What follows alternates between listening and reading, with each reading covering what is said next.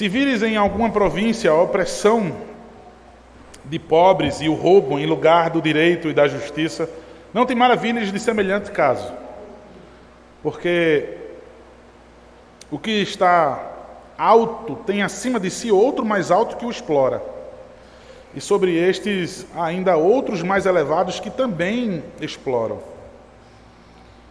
O proveito da terra é para todos, até o rei se serve do campo. Quem ama o dinheiro, jamais dele se farta. E quem ama a abundância, nunca se farta da renda. Também isto é vaidade. Onde os bens se multiplicam, também se multiplicam os que deles comem. Que mais proveito, pois, tem os seus donos do que os verem com seus olhos? Doce é o sono do trabalhador. Quer coma pouco, quer muito, mas a fartura do rico não deixa dormir. Grave e mal vi debaixo do sol as riquezas que seus donos guardam para o próprio dano. E se tais riquezas se perdem por qualquer má aventura,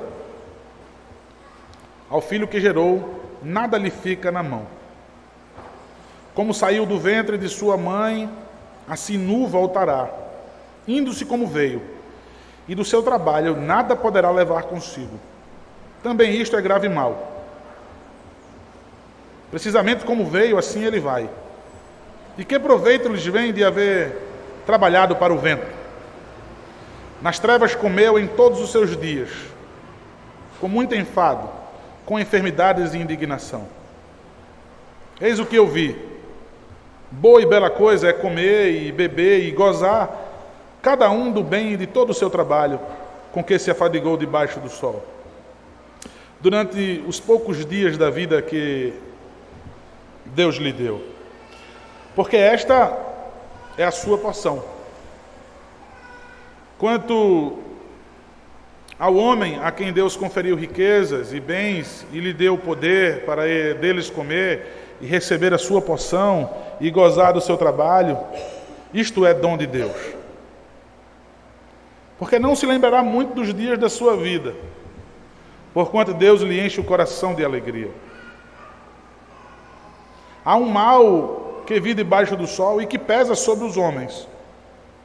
O homem a quem Deus conferiu riquezas, bens e honra, e nada lhe falta de tudo quanto a sua alma deseja, mas Deus não lhe concede que disso coma. Antes o estranho come. Também isto é vaidade e grave aflição.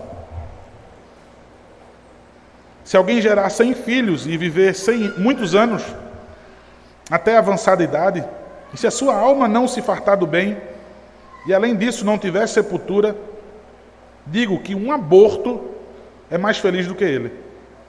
Pois debalde vem o aborto e em trevas se vai, e de trevas se cobre o seu nome. Não viu o sol, nada acontece. Todavia, tem mais descanso do que o outro.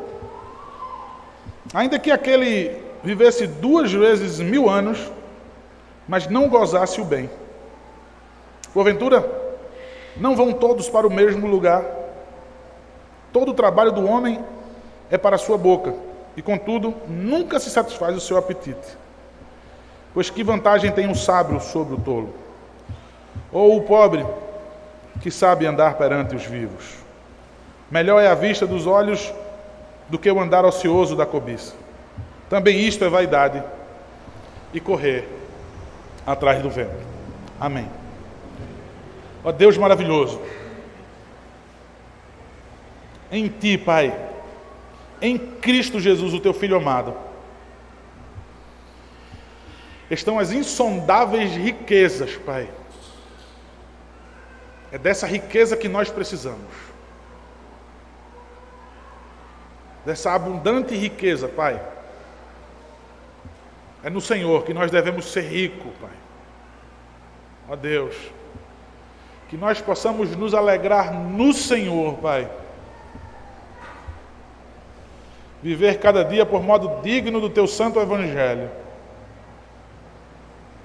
Nós sabemos, Deus, que a vida debaixo do sol, a vida nesse mundo é vaidade, é passageira, é ilusão. Alegria, Pai, nos traz isso, conforto nos traz essa notícia, porque nós sabemos das boas novas, Pai, do Evangelho, da grande notícia. E sabemos que o nosso mundo não é esse, a nossa casa não é essa. Ó Deus, nos faz entender, Pai, isso. Queremos ser ricos do Senhor, Pai. Queremos desejar, Pai, estar com o Senhor eternamente. Nos dar, Deus, o sentir saudades de casa, sem mesmo nunca ter estado aí com o Senhor, mas em estar, Pai, em Teu coração, nos Teus eternos propósitos.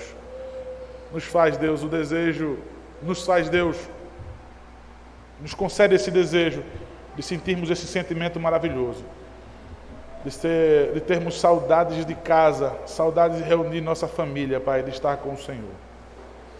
Em nome de Jesus, Pai, livra os nossos corações desse engano, porque muitos, Deus, caíram e têm caído nessa armadilha. Ó, Pai, em nome de Jesus, pelo poder, Pai, do Teu Santo Espírito, que a Tua palavra seja pregada, fixada, Pai, em nossos corações. E assim possamos vivê-la, Pai, vivê-la para a Tua glória e experimentarmos com boa, perfeita e agradável é a Tua vontade. Em Cristo Jesus nós suplicamos ao Senhor que a Tua palavra encontre um terreno fértil, Deus, em nossos corações, para que ela seja germinada, para que ela cresça e frutifique, Pai, em nome de Jesus. Amém. Irmãos, eu tenho na família alguns casos de empresários que da noite para o dia literalmente perderam tudo. Uma das coisas que o pregador vai dizer aqui que é bem verdade, para quem é empresário sabe que dorme e acorda assombrado com isso. Uma hora a empresa está bem, outra hora a empresa não está bem, e o risco que corre de se perder tudo. Você pode dizer, pastor, não tem empresa, mas você trabalha para alguém. Você sabe o desespero do seu patrão. Você sabe o desespero do dono da empresa. Você sabe porque muitas vezes ele cobra tanto de você e ele trata você até de maneira ríspida, muitas vezes.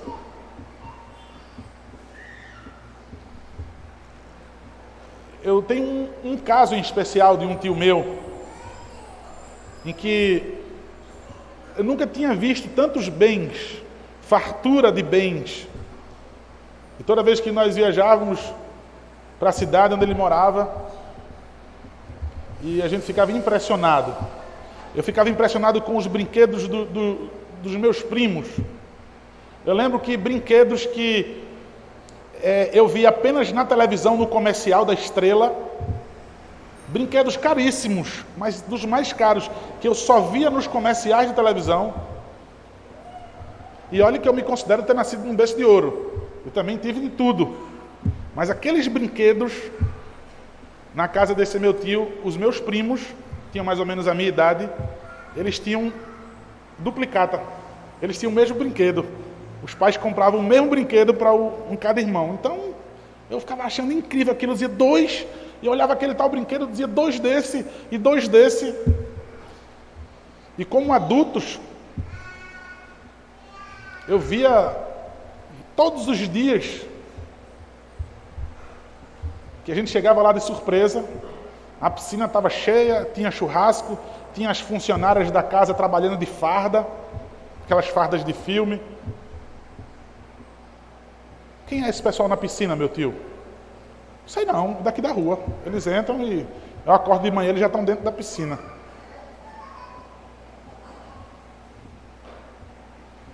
E depois você vê aquela pessoa completamente pobre. Você não teve essa experiência.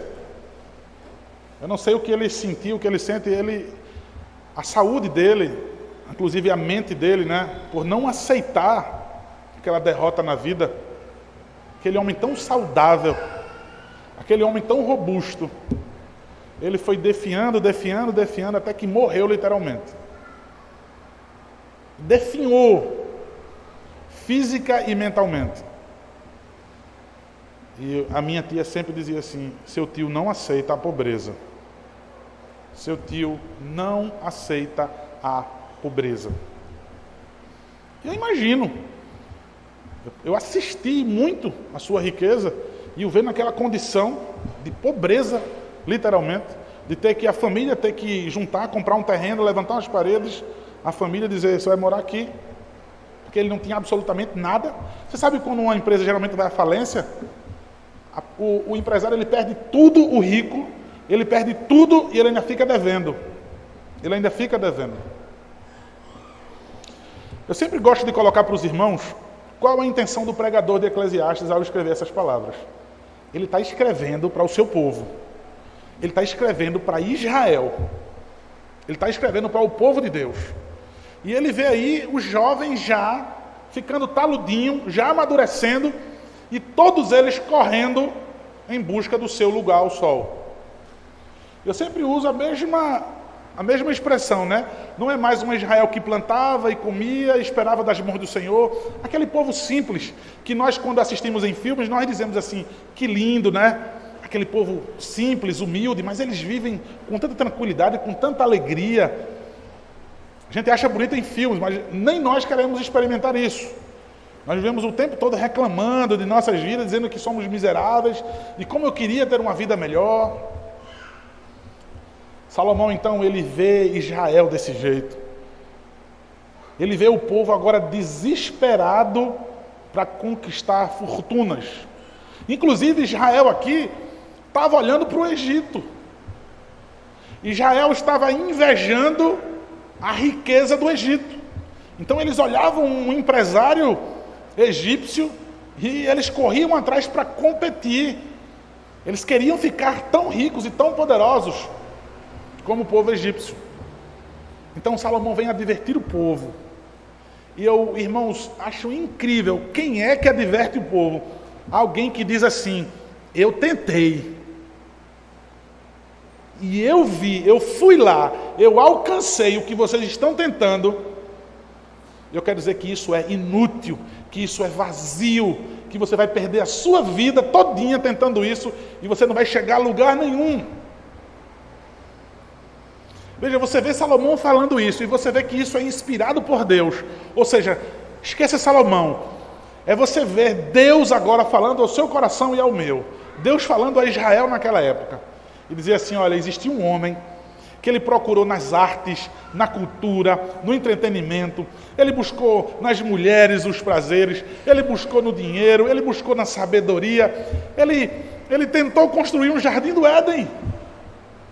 Veja, ele plantou árvores, plantou isso, construiu rios, de tão rico que ele era. Resolvi meu problema, eu vou construir um paraíso, e agora eu vou poder relaxar com o dinheiro que eu tenho, com as posses que eu tenho. Ele vai dizer: olha, o rei que vier depois de mim vai chegar ao mesmo lugar daqueles que antes de mim chegaram em lugar nenhum. Ele desestimula até os reis: não tentem, porque vocês não vão ser alegres nessa vida debaixo do sol, quando não se leva Deus em consideração.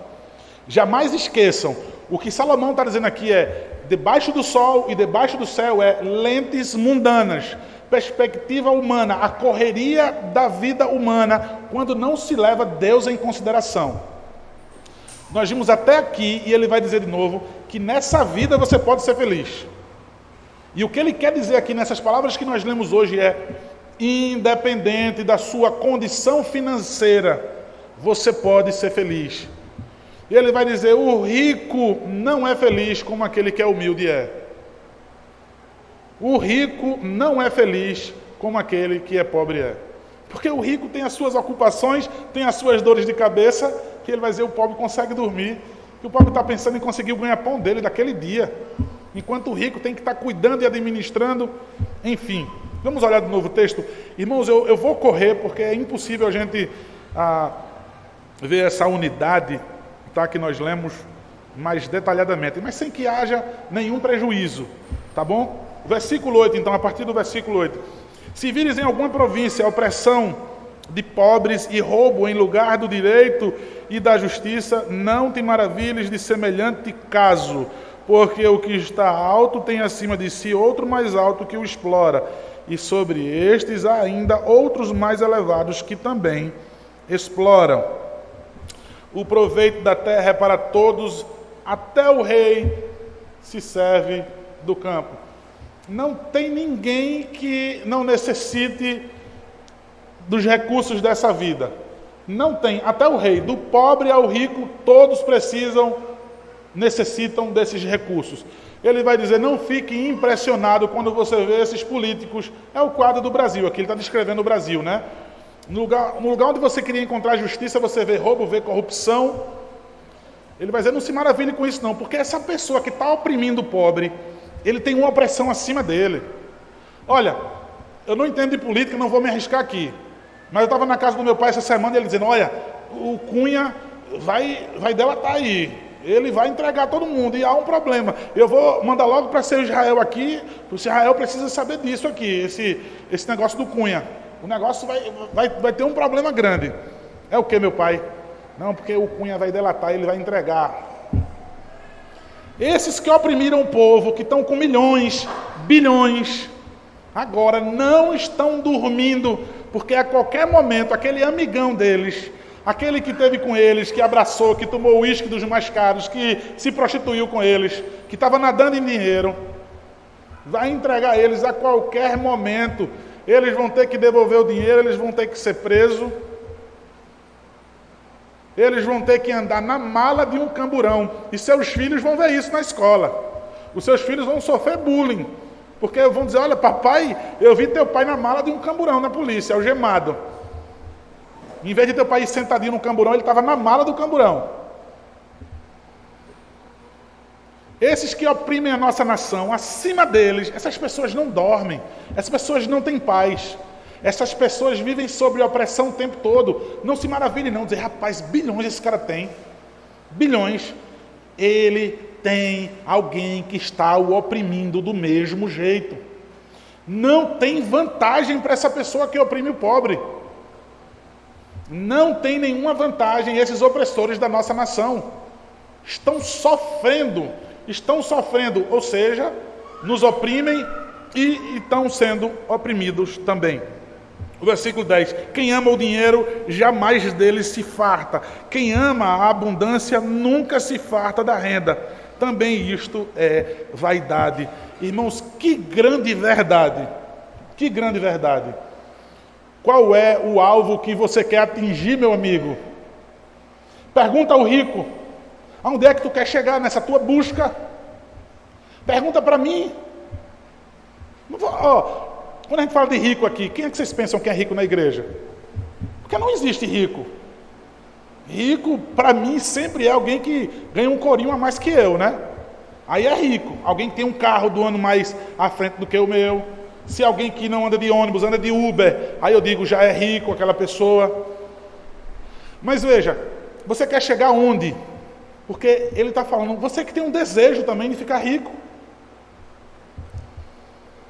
Ele quer dizer que isso é um alvo inatingível. E isso é vaidade. Ou seja, você não vai alcançar o alvo, você não vai chegar em nenhum lugar, porque isso é vaidade. Você vai dar voltas, e não chegou a lugar nenhum. E quando você abriu os olhos, você perdeu completamente a sua vida. Porque a sua vida foi viver buscando se fartar de bens, viver acumulando esses bens. Quem ama o dinheiro, quem ama a abundância, nunca vai se fartar. Nunca vai ficar satisfeito. O alvo é inatingível. Não há limite. Não há limite. Olha, eu vou testemunhar para vocês. Todas as vezes que o conselho da igreja reajustou meu salário, fica faltando. Fica apertado. Todas as vezes. Eu cheguei na igreja ganhando R$700. Foi o meu salário quando eu cheguei na igreja. Se a igreja me pagar 30 mil, 40 mil, 50 mil, eu vou viver ainda desejando e... Eu não, porque eu detesto dinheiro, é um mal necessário. Mas falo no comum de todo mundo. Ele está dizendo, isso é vaidade. Não ame a fartura de bens. Não ame a riqueza. Não ame o dinheiro. Ele está dizendo, não ame o dinheiro jamais. É incrível, irmãos. Ele está falando sobre algo que nós somos ensinados desde pequeno.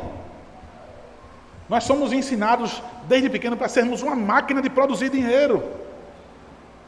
Olha, você estude, mas não estude para servir a sua nação, para servir a humanidade com a sua vocação. Não estude para que com a sua vocação você glorifique a Deus. A minha filha faz Kumon, né? Aquele método de ensino mais conhecido pela matemática. Aí tem o japonês, Toru Kumon. Aí ele vai dizer o propósito do Kumon. É explorar a criança ao máximo na sua capacidade para que ela possa servir a humanidade. Na nossa vocação nós somos chamados por Deus para isso. Para glorificar a Deus servindo a humanidade, servindo o nosso semelhante, servindo ao próximo. Glorificar a Deus dessa maneira. Ama o dinheiro, ama a fartura. Você só pensa nisso. Você vai entender, nos fins dos seus dias, que trabalho enfadonho que eu não cheguei a lugar nenhum. Não me deu alegria. Quem pode levantar a mão e dizer, eu vivi tantos anos da minha vida já e posso dizer que isso é verdade? Eu creio que todo mundo que caiu nessa armadilha, constantemente somos assediados. Onde os bens se multiplicam, o versículo 11, também se multiplicam os que deles comem. Que mais proveito, pois, têm os seus donos do que verem com seus olhos? Olha, quanto mais dinheiro o rico tem, ele precisa. Se ele comprou uma casa grande, ele vai precisar de quê? Ele vai precisar de mais funcionários para cuidar da casa, porque o mato vai crescer, vai tomar conta da casa. Ele vai precisar de funcionários zelando ali pela casa. Ele vai precisar de mais gente para fazer isso, gente para vigiar a casa, porque uma casa grande, os assaltantes vão ficar de olho, vão entrar para roubar. Então ele vai precisar de vários empregados para manter só aquela casa. Se a empresa dele cresceu, o que é que ele precisa? Se a empresa cresceu, mais funcionários na folha. É isso que ele está dizendo aqui. É exatamente o que ele está dizendo. Onde os bens se multiplicam, também se multiplicam o que deles comem. Sabe o que é que você vai ver? Você vai ver o seu dinheirinho todinho arrumando seu caminho. Você está ganhando muito. Precisa de mais funcionário. E o dinheiro já está encontrando o seu caminho. E o dinheiro já está sendo aplicado nas pessoas. E você vai ver agora as pessoas comendo do seu dinheiro. Você está trabalhando, você conseguiu chegar onde chegou. E agora tem um monte de gente participando disso também, comendo. Então ele vai dizer, que mais proveito, pois, têm os seus donos do que verem com os seus olhos? Ele vai ficar vendo o povo receber o seu dinheiro. Ele vai ficar vendo o dia do pagamento. Ele vai ver, rapaz, olha os funcionários aí, vou ter que dar aumento àquele, vou ter que dar aumento àquele, eu vou ter que pagar a indenização daquele, aquele ficou doente, aquela dali está grávida, aquele me colocou na justiça. Qual o proveito que ele vai ter? Conseguiu tanto dinheiro e está vendo os outros comerem do seu dinheiro. Ele diz, isso é pura vaidade. Versículo 12. Doce é o sono do trabalhador. Quer coma pouco, quer coma muito. Mas a fartura do rico não deixa dormir. Veja, irmãos, doce é o sono do trabalhador. Você já viu um adulto falar, rapaz, como é gostoso dar um cochilo, né? 15 minutinhos eu dou um cochilo. Ah, o cochilo da tarde é uma delícia, ou então eu durmo bem durante a noite. O trabalhador, irmãos, ele comendo bem ou comendo ruim, ele dorme. Aí aquele patrão diz assim, como é que esse infeliz consegue dormir desse jeito, hein? De onde é que vem tanta tranquilidade? De onde é que vem tanta paz? E vai tirar ele como irresponsável. Só irresponsável. Ele dorme assim porque ele não tem nenhuma perspectiva de vida. Agora você mesmo, não consegue nem dormir. Porque quanto mais dinheiro, mais preocupação. Quanto mais bem se adquire nessa vida, mais precisa de administração. Mais precisa do que você quebre a cabeça. Porque o tempo todo, o rico vai ficar pensando, se eu piscar os olhos, eu perco. Se eu piscar os olhos, eu vou perder aquele investimento. Eu vou perder aquela casa, eu vou perder aquele carro, eu vou perder a minha empresa. O rico não dorme pensando o tempo todo no acúmulo de bens, pensando o tempo todo em atingir um alvo inatingível. Terrível, né, irmãos? Eu espero que você tenha cada vez se desanimado com o desejo de se tornar rico, porque nem dormir, e ele coloca assim, o sono do trabalhador é doce. O sono do trabalhador é doce. Que maravilha, irmãos. Então ele diz, versículo 13, grave mal vi debaixo do sol. Olha o que ele está dizendo, uma lente mundana, sem levar Deus em consideração, eu vi um mal terrível. Você pode agravar o máximo que você conseguir aí, tá? No superlativo, esse mal aí, ou sinônimos que possam agravar mal. Ele está dizendo que é um mal terrível mesmo. Grave mal vi debaixo do sol, as riquezas que seus donos guardam para o próprio dano. Olha o que o homem mais rico do mundo está dizendo. Eu vi uma coisa horrível. É o homem que guarda dinheiro, é o homem que tem dinheiro e não leva Deus em consideração. Ele não usa o seu dinheiro para a glória de Deus. Uma universidade dos Estados Unidos, há uns anos atrás, ela fez uma pesquisa.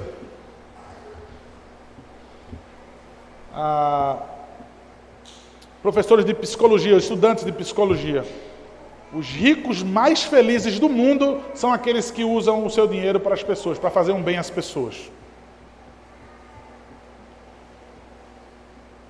Fizeram uma pesquisa, os homens mais ricos do mundo, e disseram assim, entre eles os mais felizes são os que constantemente fazem o bem com o seu dinheiro, pegam o seu bem e ajudam outras pessoas. Ele está dizendo que viu algo muito terrível. Aqueles homens que guardam dinheiro sem levar Deus em consideração, não usam o seu dinheiro para a glória de Deus. Ele está dizendo que viu isso como algo terrível. Veja, o dinheiro, aquilo que você suou, aquilo que você dedicou a sua vida, é algo prejudicial para você. Irmãos, o dinheiro ser prejudicial é o que Deus está dizendo, para o seu próprio dano. E o versículo 14, e se tais riquezas se perdem por qualquer má aventura, ao filho que gerou, nada lhe fica na mão. Vê a tragédia. Ele foi rico e ele agora vê o seu filho sem herança nenhuma, sem dinheiro nenhum. Quando alguém me encontra na rua, assim, um colega diz, olha a herdeira aí, chega a dar uma risada. A herdeira das insondáveis riquezas de Cristo.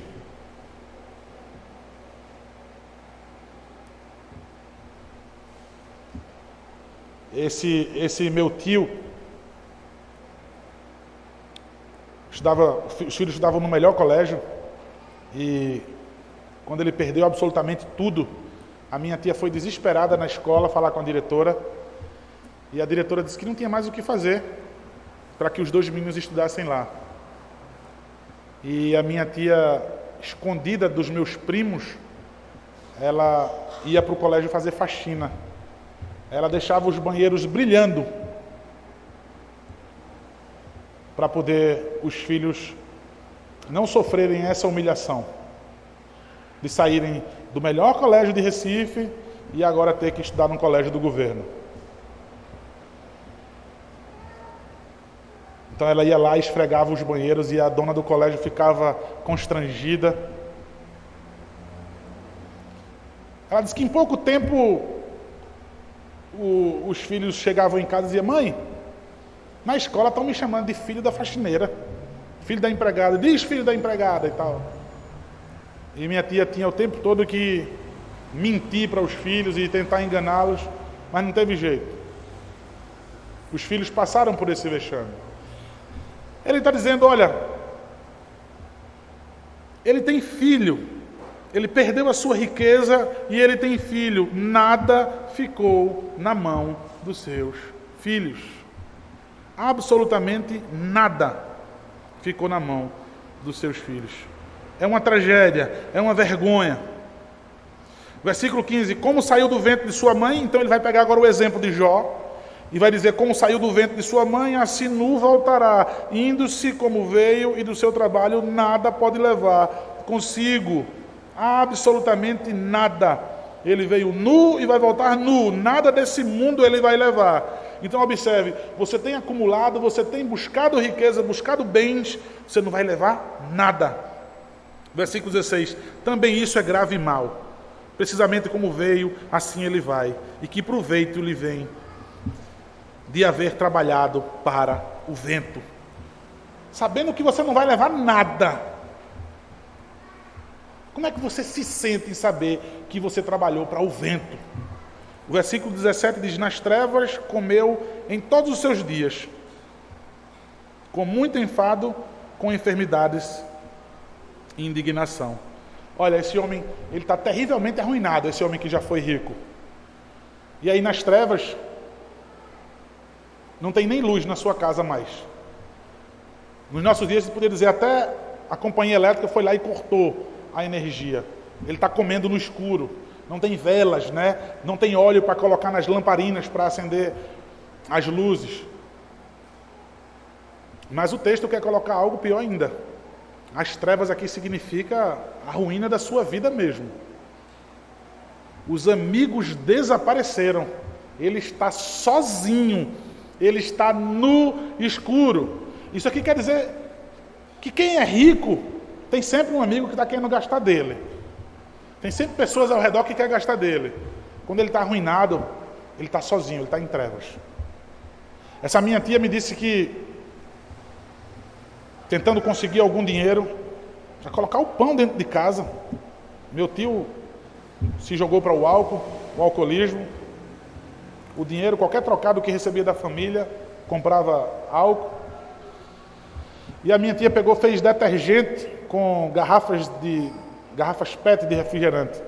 E ela teve essa ideia e disse: eu vou conseguir um dinheiro porque eu vou bater em todas as portas daquele povo que tomava uísque da melhor qualidade lá em casa, na beira da piscina. E ela disse que ela batia na porta, chamava no interfone, e uma de as suas melhores amigas, né? Quando viam na câmera do interfone que era ela, dizia: diga, tudo bom? Estou vendendo detergente. Bote na porta que daqui a pouco eu pego. Não vou querer hoje. E isso foram as primeiras vezes. Depois já nem recebiam mais. Depois já nem atendiam mais a porta. Nem o comérciozinho de detergente minha tia conseguiu colocar para frente, porque essas pessoas já não recebiam. Ou seja, em trevas, sozinho, completamente arruinado, ele comeu em todos os seus dias. E com muito enfado, com muita enfermidade e indignação. Versículo 18: eis que eu vi boa e bela coisa. Aqui está a chave desse texto, dessa unidade, tá bom? Eis que eu vi boa e bela coisa. Eis o que eu vi, boa e bela coisa é comer e beber e gozar cada um do bem de todo o seu trabalho, com que se afadigou debaixo do sol durante os poucos dias de vida. Veja só, que ele levou Deus em consideração, que Deus lhe deu, porque esta é a sua porção. Eu vi uma coisa boa, eu vi uma coisa que não é grave e mal. É aquele homem que está satisfeito, é aquele homem que aprendeu o contentamento, é aquele homem que Deus disse: não, a sua porção é essa, a sua porção é essa. Você vai ganhar um salário mínimo, você não vai ganhar mais do que isso, e você vai andar de ônibus, e eu te dei pernas, e você esteja feliz, porque tem uma macaxeira, porque tem um cuscuz, porque tem um macarrãozinho, tem um feijão sobre a mesa. Porque você tem uma televisão pequena e você pode assistir o jornal. Porque você tem um Wi-Fi, porque você tem dados no seu celular. Essa é a sua porção. Eu vi uma coisa bela. Eu vi uma coisa bela nesse mundo. Deus colocou os homens durante poucos dias nessa vida. Deus colocou os homens durante poucos dias. Ele vai dizer bem rápido a nossa vida. É o que ele está dizendo aqui. Eu vi o homem que soube aproveitar cada dia desse, sem se preocupar com dinheiro. Que coisa bonita ele está dizendo. Ele está fazendo um contraste com as coisas terríveis, com o grande mal de um homem cheio de dinheiro, acabado. Tem uma palavra aqui que dá ênfase nessa palavra-chave, né? Ela está dando luz, está dando ênfase, que é a palavra gozar. De fato, ele goza, ele aproveita de tudo. Como é que essa pessoa é feliz? Ele não tem nada. Como é que uma pessoa é feliz nessa situação financeira? Deus está dizendo, através do seu servo Salomão: eis o que eu vi, boa e bela coisa. Ele está dizendo aqui que é o básico: comer, beber e gozar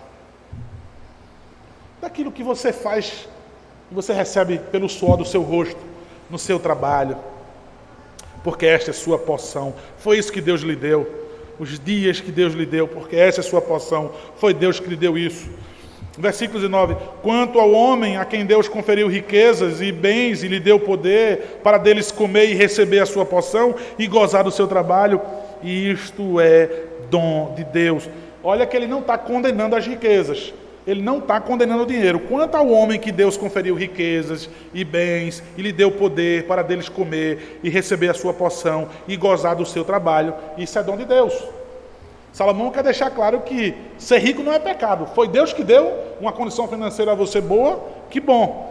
Mas contanto que você entenda que é dom de Deus. Leve Deus em consideração. Versículo 20: porque não se lembrará muito dos dias da sua vida, porquanto Deus lhe enche o coração de alegria.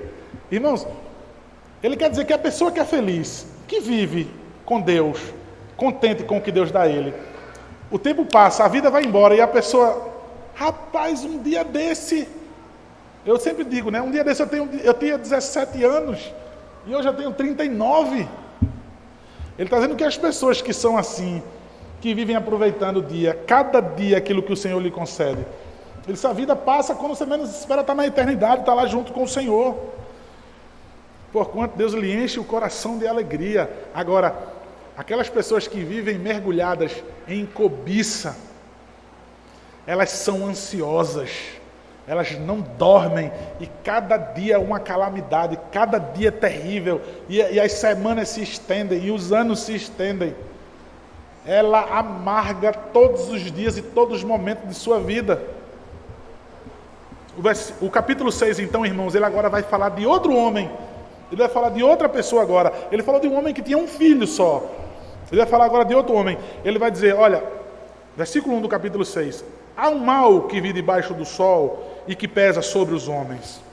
Agora vai falar de outro homem. O homem a quem Deus conferiu riquezas, bens e honra.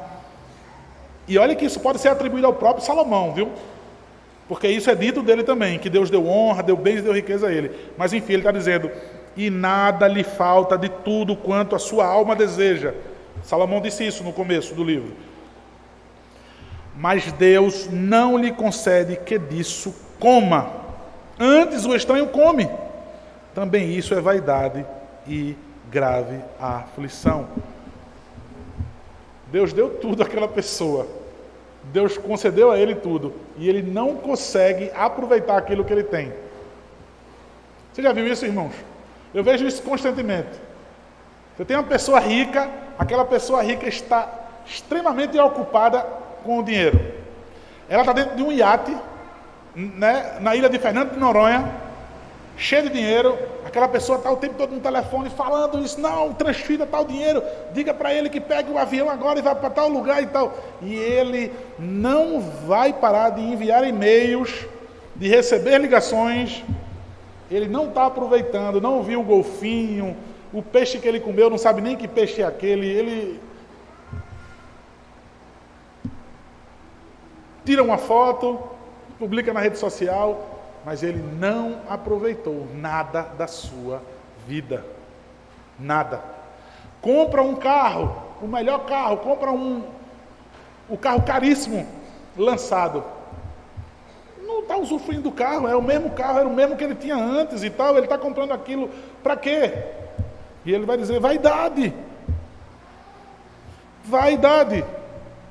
Agora, se ele compra com o suor do seu rosto e está aproveitando aquilo ali, só que ele está dizendo, eu vi algo terrível que pesa sobre os homens. É os homens conquistar os seus bens e não aproveitar deles. Isso é grave aflição e vaidade, porque vem o estranho e se aproveita da tua riqueza. É ou não é? São os amigos que aproveitam das riquezas. Eu quero me exibir com o que eu tenho, quem aproveita é os outros. Versículo 3. Se alguém gerar 100 filhos e viver muitos anos, veja que o outro homem, ele falou um filho. Isso aqui, se alguém gerar 100 filhos e viver muitos anos, até avançada idade, e se sua alma não se fartar o bem, e além disso não tiver sepultura, digo que um aborto é mais feliz do que ele. Irmãos, veja, teve tudo, nunca se fartou, nem o seu próprio funeral foi ajeitado. Vai para o mesmo lugar, vai morrer e ninguém nem o honrou. Porque quem é que vai preparar o próprio funeral? É estranho, né? É estranho um rico preparar uma cerimônia incrível. O rico diz assim, o meu caixão vai ser esse aqui, dourado e tal. Esse homem rico, ele se dedicou tanto para ele, mas o seu funeral não vai trazer honras da qual ele tentou viver, equivalente ao que ele tentou viver. E ele vai dizer, um aborto é mais feliz do que esse homem, pois debalde vem o aborto e em trevas se vai, e de trevas se cobre o seu nome. Não viu o sol, nada conhece. Todavia tem mais descanso do que o outro. Ainda que aquele vivesse 2 vezes 1000 anos, mas não gozasse o bem. Porventura, não vão todos para o mesmo lugar. Veja, aquele homem pode viver 2000 anos, aproveitar toda a sua riqueza.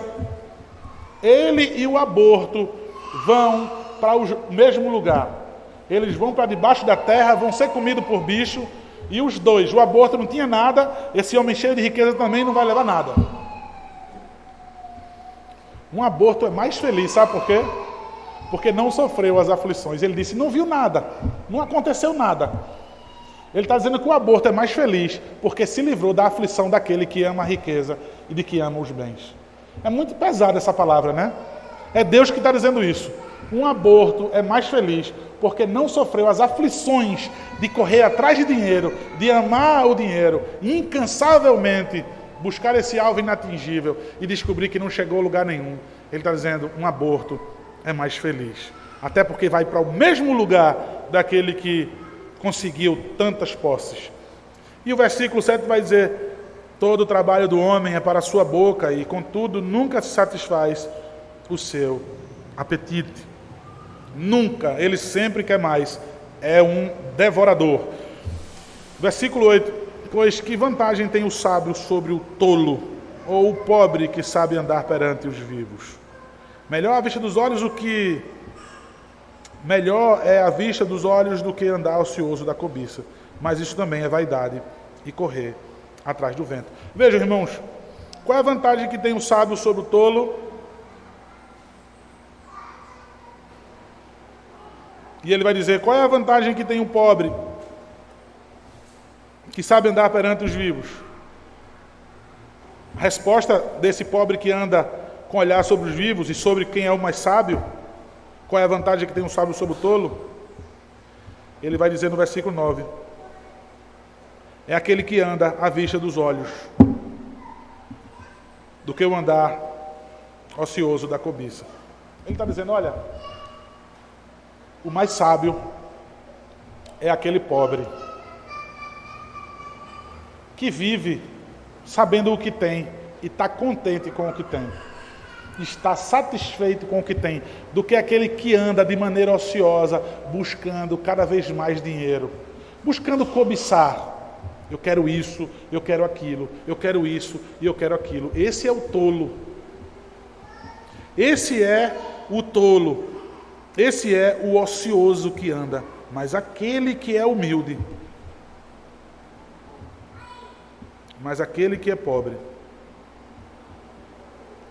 ele anda com os seus olhos naquela porção que o Senhor lhe deu. Ele tem controle. Ele avista tudo aquilo que Deus lhe concedeu, a porção que Deus lhe deu, e diz, louvado seja o Senhor. Eu estou satisfeito e eu vou aproveitar a vida com isso que o Senhor me deu. Tendo isso, queridos, em vista, isso traz para a gente, né, você fica meio alterado emocionalmente quando você ouve sobre a riqueza, sobre o homem pobre, e é um desafio você dizer, então eu vou parar de cobiçar, então eu vou parar de desejar, eu vou parar de amar as riquezas.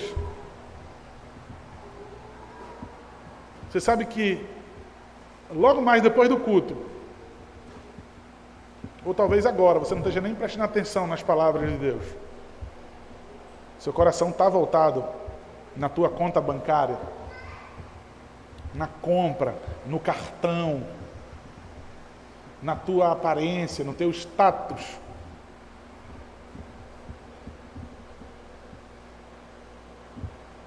Mateus capítulo 6. Abra sua Bíblia, meu irmão.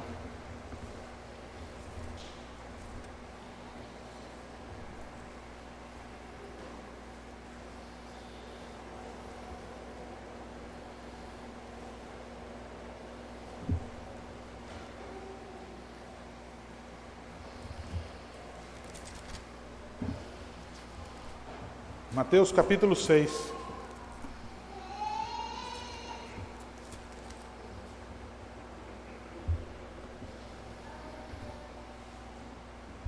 Vamos ouvir do próprio Senhor. Versículo 24.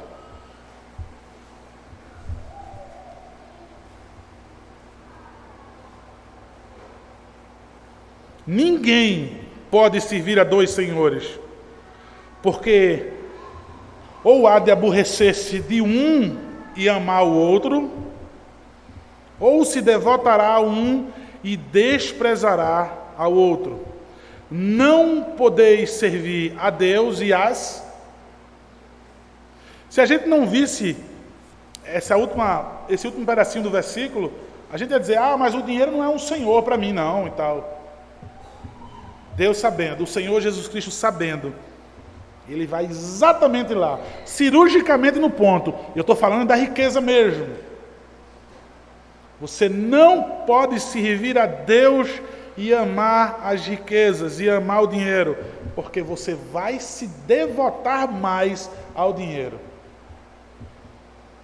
Irmãos, qualquer pastor, em qualquer lugar, salve alguns casos raros, os maiores salários da igreja são os mais difíceis de contribuírem com o dízimo, de louvarem ao Senhor com seus dízimos e com suas ofertas. Um pensamento principal é, não, porque eu estou dando mais do que as pessoas, quando não é. Se você está dando 10%, você está dando a mesma proporção daquele que é mais humilde. Mas então, ele tem um Senhor, ele tem um Deus que é o seu dinheiro, e ele prefere servi-lo. E aí, o Senhor Jesus Cristo diz, você não vai conseguir conciliar esses dois senhores. Você vai aborrecer o seu Deus, porque você vai estar amando o dinheiro. É o que Salomão diz, não amem as riquezas, não amem as farturas dos bens. Lucas capítulo 12, por favor, meus irmãos. Lucas capítulo 12. Nós vamos encerrar com o ensinamento do nosso Senhor Jesus Cristo, aquilo que diz o Novo Testamento. Lucas capítulo 12, versículo 15. Nós não poderíamos sair da pregação de Eclesiastes sem que pudéssemos apontar Cristo e ver um ensinamento de Cristo acerca do cuidado que temos ter com a riqueza. Lucas capítulo 12, no versículo 15. Observe, irmãos. Então, lhes recomendou. Olha o que é que Jesus recomenda. Tende cuidado e guardai-vos de toda e qualquer avareza, porque a vida de um homem não consiste na abundância dos bens que ele possui. Aí depois tem a parábola. O campo de um homem rico produziu com abundância. Razoava consigo mesmo, dizendo: que farei, pois eu não tenho onde recolher os meus frutos. E disse: farei isso, destruirei os meus celeiros e reconstruirei maiores, e aí recolherei todo o meu produto e todos os meus bens. Então direi à minha alma: tens em depósito muitos bens para muitos anos, descansa, come, bebe e regala-te. Come, bebe, goza. O versículo 20 vai dizer: mas Deus lhe disse: louco, esta noite te pedirão a tua alma, e o que tens preparado, para quem será? Assim é o que entesoura para si mesmo e não é rico para com Deus. Se eu não me engano, a palavra aqui no grego é raka, louco. É uma palavra muito pesada. A gente hoje chama alguém de doido com muita facilidade, né? É um grave mal, é um terrível mal que Salomão viu debaixo do sol.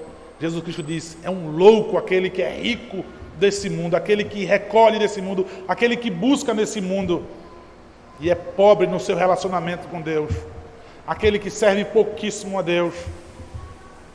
Ele diz algo que vem trazer medo para aquela pessoa. Ele diz: essa noite, ou seja, você não sabe mesmo quando é que você vai fechar os olhos. E até agora, o que você fez foi buscar dinheiro, dinheiro, dinheiro e dinheiro. João capítulo 6.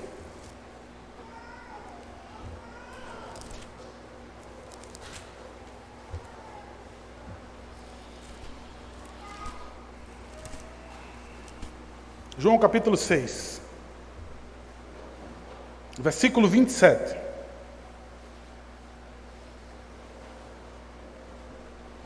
Depois que Jesus fala que é o pão da vida, no versículo 27 ele vai dizer: trabalhai não pela comida que perece, mas pela que subsiste para a vida eterna, a qual o Filho do Homem vos dará, porque Deus o Pai o confirmou com o seu selo.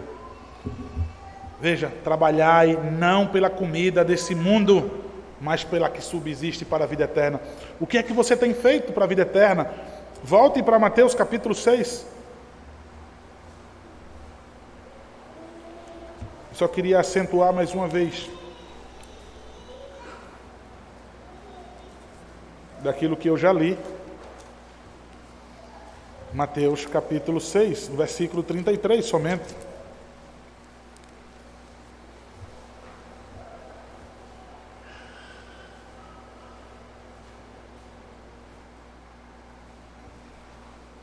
Vamos ler o versículo, desde o versículo 31.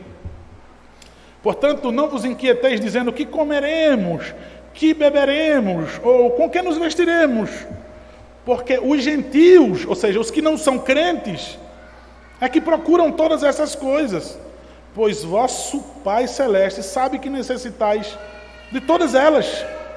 Buscai, pois, em primeiro lugar o seu reino e a sua justiça, e todas essas coisas vos serão acrescentadas. Amém, irmãos? E para encerrar, Filipenses, irmãos.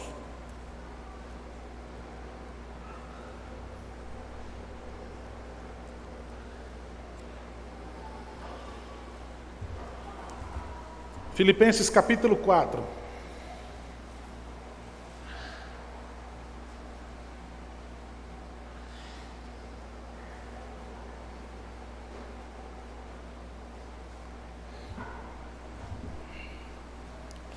Não vamos ler o 4 agora não, vamos ler o 5 em diante.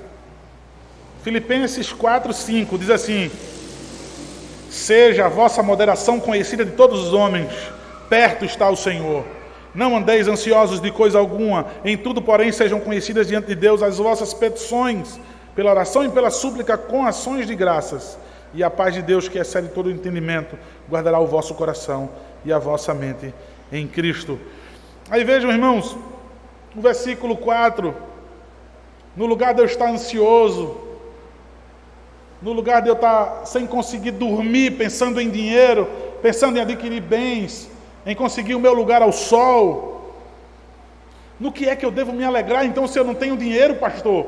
Você fala, então, que o texto diz para eu me alegrar com a porçãozinha que eu tenho, com um pouquinho. O versículo 4 vai dizer: alegrai-vos sempre no Senhor. Outra vez digo, alegrai-vos. A sua vida não consiste na abundância dos seus bens, muito menos a sua alegria. Se a sua vida não consiste nisso, muito menos a sua alegria. Se alegre no Senhor, se alegre na porção que o Senhor te deu e esteja contente. Lembra do que Paulo também disse a Timóteo? Tendo o que comer e o que vestir, esteja contente. Paulo não quis dizer, se você tem o que comer só e o que vestir e não tem casa para morar, mas esteja feliz, porque você está dormindo na rua, mas tem o que comer e vestir. Não, Paulo está dizendo, você tem o básico, você tem uma porção, esteja feliz, esteja satisfeito, esteja contente, tranquilo com o que o Senhor te deu. Irmãos, não amando as coisas que há no mundo, não amando as riquezas, tendo cuidado de qualquer avareza, qualquer forma de avareza, eu vou trabalhar, eu vou continuar trabalhando para o Senhor, para a sua glória, feliz com a porção que Ele me deu. Veja só, mas meu alvo não é trabalhar para a comida que perece. Eu vou trabalhar para aquela que subsiste para a vida eterna. Eu vou buscar a Deus em primeiro lugar, e as outras demais coisas me serão acrescentadas. Eu vou me alegrar no Senhor. Outra vez eu vou dizer para minha alma, se alegre, esteja satisfeita no Senhor. Amém?